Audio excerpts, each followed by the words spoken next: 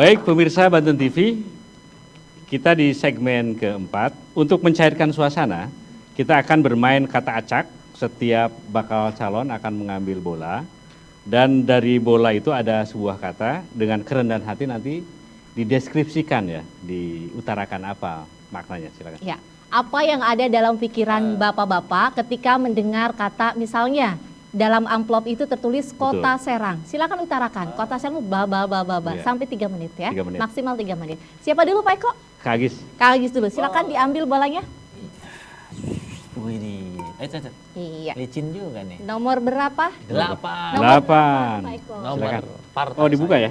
Boleh dibuka. Oh gitu ya. Iya, Pas 8 banget partai ya. saya. Baik. Apanya lagi? Pemuda, Pemuda, silakan. Dimulai dari saat berbicara. Silakan. kreatif, inovatif, pantang menyerah, dan yang paling penting adalah berani mengambil resiko. Cukup itu saja? Iya. Baik. Luar biasa. Berikan Luar aplaus. biasa sekali. Boleh? Silakan lagi. Wahyu. Izin. Kok saya mau bola tenis ya? Berapa? Iya. 7. 7. Nomor 7. 7. Iya. Boleh ditunjukkan dulu kata-katanya Pak? Dibuka amplopnya. Baik, dibuka amplopnya. Apakah terlihat di kamera? Banten Lama. Banten Lama. Iya. Silahkan Pak Wahyu Nur Jamil, 3 menit dari saat berbicara. Banten Lama adalah bukti sejarah yang masih ada, di mana kita pernah mencapai kejayaan zaman dahulu, maka sangat disayangkan kalau kita berdasarkan historis sesuai dengan cerita-cerita yang disampaikan gitu ya, yang diuraikan bagaimana kebesaran Banten itu gitu ya zaman dahulu, maka pada hari ini kita harus mencapai kejayaan itu. Dimulai dari mana? Dimulai dari Kota Serang itu sendiri sebagai tempat yang ada di situ, Banten namanya. Yang kedua, Banten Lama itu tentu kita tahu bahwa di situ sebagai wisata religi yang harus diberikan penetrasi yang lebih luas dalam hal pembangunan, dan juga potensi-potensi wisata yang ada juga perlu dikembangkan di Banten Lama. Bagaimana kita bisa mengangkat harkat martabat hidup orang yang ada di kawasan Banten Lama itu, sehingga mereka bisa merasakan efek dari pembangunan-pembangunan yang dilakukan oleh pemerintah Kota Serang. Baik, terima kasih. Masih, luar Kita biasa. masih ada satu kesempatan Masih lagi banyak waktu ya? untuk Kang Agis. Silakan. Saya kira tadi cepat. Oh, jadinya 3 3 menit. menit boleh. luar biasa. Ini berapa nih? Nomor 3. Masih segel ya? Oh, Iya. sudah kayak ini. Katanya di KPU. Sekolah dasar. Sekolah dasar. Silakan Kang Agis. Jadi sekolah dasar ini menjadi bagian penting untuk melahirkan generasi Kota Serang yang lebih baik lagi. Artinya apa? Jadi ini harus kita siapkan, kemudian kita fasilitasi, ya baik dari segi kualitasnya maupun pembangunan infrastrukturnya, sehingga masyarakat Kota Serang bisa mengakses sekolah dasar itu dengan baik. Nah, sehingga nanti outputnya adalah lahirnya anak-anak Kota Serang yang cerdas, kemudian dia ke depan dia bisa membangun kotanya menjadi lebih baik lagi. Jadi SD itu titik di mana anak-anak muda ke depan yang akan menjadi orang-orang sukses yang akan membawa perubahan bagi Kota Serang lebih baik lagi. Baik, dimulai Berikan dari sekolah aplaus. dasar. Ya, betul. Ya. Kita kasih kesempatan lagi untuk Pak Wahyu. Wahyu Silakan Pak Nur Wahyu. Jamil, silakan. Nomor berapakah yang akan dipilih? Bisa minta tolong diambilin Pak? Mau diambilkan. 10. Nomor 10. 10. Baik. Ini Kok dibuka nomor 10? Nomor 10. Iya, nomor 10. Kita buka. Keluarga. Keluarga, mantap. Silakan Pak Wahyu dimulai dari sekarang. Keluarga. Pendidikan itu diawali dari keluarga. Keluarga itu berperan sangat penting terhadap pendidikan anak-anak kita. Dari keluarga tersebut juga kita bisa menciptakan generasi-generasi mendatang yang memang punya kualitas, dan juga generasi mendatang yang memang mereka itu menjadi pemimpin di masa depan. Oleh karena itu, pemerintah Kota Serang melalui kebijakan dan programnya harus mengintervensi terkait dengan permasalahan-permasalahan yang ada di keluarga. Seperti apa? Kesehatan keluarganya, pendidikan keluarga. Terus bagaimana ada konseling-konseling terkait dengan permasalahan yang dihadapi oleh anak-anaknya. Nah, oleh karena itu, keluarga sebagai poin pertama pendidikan itu harus betul-betul dijaga terkait dengan hak-hak yang memang dititipkan kepada pemerintah, dan kita jamin kesejahteraan keluarga tersebut sehingga melahirkan keluarga yang sehat, bahagia, dan memiliki masa depan yang cerah. Baik. Pak Eko, ini masih banyak bolanya. Masih banyak ya? Kalau nggak diambil, kita kasih kesempatan lagi kesempatan lagi. Silakan. Bagus. Mau saya ambil dulu? Romantis sekali Bapak berdua ini. Ganti berapa nih? 9. 9. Nomor 9. Oke, 9. Kita buka 9. Ada kata apakah di dalam amplop? Ada apakah? Iya, Produktif. produktif. Ya, silakan Kang Agis. Ya, menuju Serang produktif. Ya. Nah, artinya apa? Ini harus kita dorong bagaimana kemudian masyarakat Kota Serang itu produktif. Ya, yang jelas produktif positif. Nah, dengan apa? Ya, Pemkot harus memfasilitasi untuk warganya bisa produktif. Nah, ini yang menjadi persoalan juga tentang bagaimana kemudian banyaknya pengangguran. Karena memang karena banyak pengangguran akhirnya tidak produktif. Oleh karena itu, ya kita fasilitasi baik dari segi keterampilannya, kesempatan kerjanya, peluang pasarnya.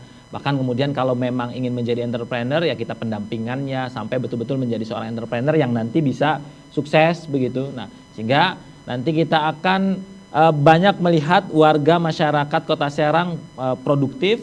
Nah, sehingga nanti Kota Serang bisa menjadi kota yang maju kotanya, bahagia sejahtera warganya. Amin. Plus yang mulia. Satu lagi Satu Pak lagi. Wahyu, silakan Pak Pak. Wahyu, silakan. Dipilih-pilih. Iya, nomor 6. Nah, kita buka nomor 6.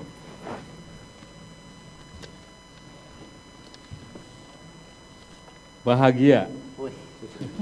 Bahagia. Siap. Silakan Pak. Kalau mendengar kata bahagia, saya teringat bagaimana Banten itu sebagai provinsi yang tidak bahagia. Iya, paling bawah. Maka kebijakan-kebijakan pemerintah itu ke depan itu harus bisa menciptakan kebahagiaan bagi warganya. Contohnya apa? Kita ciptakan ruang-ruang publik. Ya. Kita ciptakan keamanan dan kenyamanan di tempat-tempat aktivitas masyarakatnya. Kita ciptakan juga program-program yang memang menyentuh permasalahan-permasalahan dasar yang ada di masyarakat. Supaya masyarakat itu bisa merasakan, oh masalah kami sudah selesai oleh pemerintah. Maka masyarakatnya bahagia. Dengan bahagia itu maka masyarakat juga bisa produktif. Masyarakat juga bisa dia memikirkan ke yang lain hal lagi. Tidak hanya memikirkan oh kesulitannya mereka. Tidak hanya memikirkan oh bagaimana saya ini tunjangan kesehatannya, jaminan kesehatannya. Nah, oleh karena itu, pemerintah Kota Serang harus menjamin kebahagiaan warganya dari program-program dan kegiatan yang menyentuh hal dasar dan juga bagaimana kebahagiaan itu diciptakan oleh pemerintah melalui program-program yang efektif dan bermanfaat bagi masyarakat Kota Serang, sehingga nanti Banten itu yang sekarang disebut provinsi yang tidak bahagia, dengan sendirinya kalau kota dan kabupatennya punya kebijakan-kebijakan yang membahagiakan warganya, maka Banten ke depannya itu akan menjadi provinsi yang memang tingkat kebahagiaannya tinggi. Kalau Pak Wahyu sendiri apakah bahagia saat ini? Alhamdulillah bahagia. Bahagia. Anaknya 7 saya. Masya Allah. Senyum aja. Baik, Pak Eko, kita masih ada beberapa komentar dari sosial media, Oh, boleh. Facebook dan Silakan. juga YouTube. Kita akan Kita tampilkan. tampilkan. Ya, silahkan. Ini antusiasme publik menonton acara ini. Iya, karena sekarang juga disiarkan secara langsung ya. Baik, ini dari ini Mamang spesifik. Kopi. Ini dari Tukang kopi ini. Facebook. Tolong tanyain permasalahan hiburan malam di atas Ramayana. Setiap sidak. sidak tutup melulu itu pasti ada orang dalam katanya. Kepada Bapak Wahyu Nur Jamil langsung bagaimana nih, menanggapinya? ke Pak Wahyu. Langsung ke Pak Wahyu Nur Pak Wahyu, Jamil silakan. tanyakannya. Silakan Yang Pak. pertama yang harus dilakukan adalah satu, kita mengurai dari sisi perizinannya dulu. Perizinannya boleh nggak sesuai dengan perda itu ada tempat hiburan malam. Ya. Jangan-jangan perizinannya apa, tapi itu dialihfungsikan atau ada pelanggaran perizinan dari fungsinya itu menjadi tempat hiburan malam. Yang kedua, saya pernah punya pengalaman ketika saya sidak di pasar Kepandian itu sepi, nggak ada yang dagang. Nggak ada yang aktivitas, tempat hiburan malamnya. Tapi kita tidak kalah akal. Saat itu akhirnya kita hentikan dulu, seolah-olah kita hentikan, kita suruh pulang, tim gitu. Tapi jam 1 malam kita balik lagi. Artinya apa? Artinya betul bahwa mungkin ada kebocoran-kebocoran informasi ketika akan dilakukan sidak. Maka bagaimana caranya seperti itu? Sidaknya jangan ngasih tahu. Kalau ngasih tahu namanya bukan sidak, tapi pengumuman, gitu. Nah setelah itu diketemukan, gitu, kan tentu melalui mekanisme nih. Ada peringatan 1, ada peringatan 2, ada peringatan 3. Tapi kalau saya melihat dari netizen seperti itu, artinya itu sudah menjadi pengetahuan umum. Kenapa mesti lagi SP1, SP2, SP3? Tindak aja sekaligus cut kalau memang itu terbukti melanggar dan juga meresahkan masyarakat dan juga melanggar perda, gitu. Tinggal berani atau tidak. Saya yakinkan kalau saya berani 100% untuk menutup hal yang seperti itu. Terima kasih. Mantap. Luar biasa. Kita kasih kesempatan Pak Agis untuk menanggapi ya. Silakan Pak Agis, silakan. Ya jelas, ini kalau ya ini sudah tidak sesuai dengan peraturan daerah yang berlaku begitu. Berarti kan ini terkait tentang keberanian saja begitu mengeksekusi itu. Tadi konteksnya ini setiap sidak tutup dan segala macam. Ya kan nggak mesti sidak begitu. Betul. Ya kita bisa ya sekarang kan sebenarnya bisa dengan sesuatu yang mungkin tidak diketahui begitu ya, bisa ya berpura-pura dan segala macam menjadi ininya kan bisa langsung ketangkep tuh. Betul. Jadi apa namanya kalau operasi tangkap tangan, operasi jadi sidak betul-betul. Nah, jadi ini tinggal keberanian aja begitu. Nah, bagi saya sih kalau saya ditakdirkan insya Allah berani gitu, karena menurut saya ini kan tidak sesuai dengan peraturan hukum peraturan daerah yang memang berlaku di Kota Serang gitu. Dan buat apa kita sudah mengesahkan kemarin tapi akhirnya tidak diinikan. Betul. Baik. Berikan. Ada lagi komentar yang ditampilkan? Baik. Ada lagi? Kita tampilkan lagi komentar dari warganet yang saat ini sedang menyaksikan secara langsung. Silakan Pak Eko. Dari Bayi Nur Hayati untuk Kang Satset nih, izin bertanya, bagaimana memberantas mafia-mafia zolim di pertanahan di Kota Serang? Kang Agis dulu kali ya. Agraria ya, silakan. Kang Agis dulu apa Pak Wahyu dulu? Itu Kang Saset. Oh Satset. Oh iya, silakan. Satset ini, iya. Wayahi Satset. Ya, yang pertama kan gini, kalau urusan pertanahan itu kan sebetulnya kan recordnya ada di tingkat kelurahan, di tingkat kecamatan, juga kita bisa kerjasama dengan BPN. Ya. Nah mafia tanah ini terjadi tentunya karena orang dalam, gitu. Banyak di Kota Serang yang terjadi permasalahan-permasalahan yang akhirnya sudah dibangun oleh pemerintah Kota Serang ternyata digugat. Itu dari mana? Pasti itu dari mafia tanah, gitu. Satu, ke depan data-data tanah itu harus terrecord dengan baik, bahkan terdigitalisasi. Gitu. Kenapa? Karena jangan sampai begini, kaitan dengan data tanah itu setelah lurahnya pindah, setelah lurahnya ini, dia tidak ada recordnya.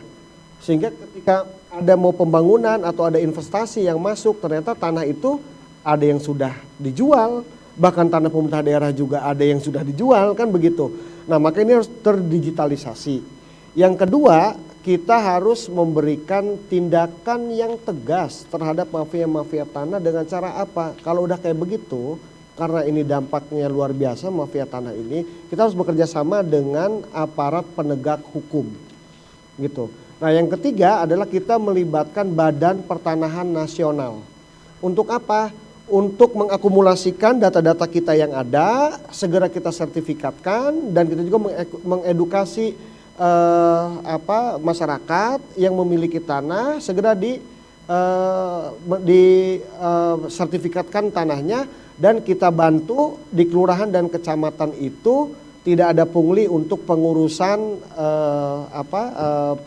tanah-tanah hak milik dari pada masyarakat, gitu. Terima kasih. Berikan aplaus yang mulia.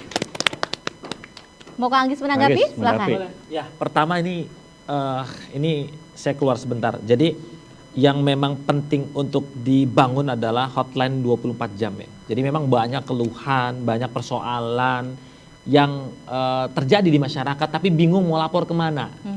Itu kan. Mau lapor kemana, terus nanti seperti apa gitu kan. Supaya memang persoalan yang muncul misalkan tentang tanah itu terselesaikan. Karena ada beberapa yang memang solusinya ya bukan hanya Pemkot saja begitu. Nah, jadi ini yang harus dilahirkan sehingga kemudian masyarakat bisa tahu tempat mengeluh di mana. Nah, kalau mafia tanah lagi-lagi ini memang tinggal kolaborasi aja, pihak berwenang, aparat penegak hukum, kemudian dengan Pemkot, ya kita kemudian ya betul-betul menerapkan, memberlakukan aturan yang berlaku gitu. Nah, ini yang paling penting. Makanya lagi-lagi memang ini harus pemimpinnya terus berani dan tegas gitu. Jadi ini yang memang harus kemudian apa namanya istilahnya, yang betul-betul dia punya nyali, punya keberanian, punya ketegasan untuk tadi persoalan-persoalan itu gitu ya. Nah, ini yang memang menurut saya nanti ke depan harus lahirlah pemimpinan seperti ini. Dan tentu saja. Ya. Baik Pak Eko, kita tutup dulu segmen Boleh. saat ini ya. Karena masih ada Oke. satu segmen lagi yang Iya. tak kalah seru. Betul. Dan pemirsa Banten TV, usaha jeda berikut ini kita akan hadir sesaat lagi tetap di Ruang Publik.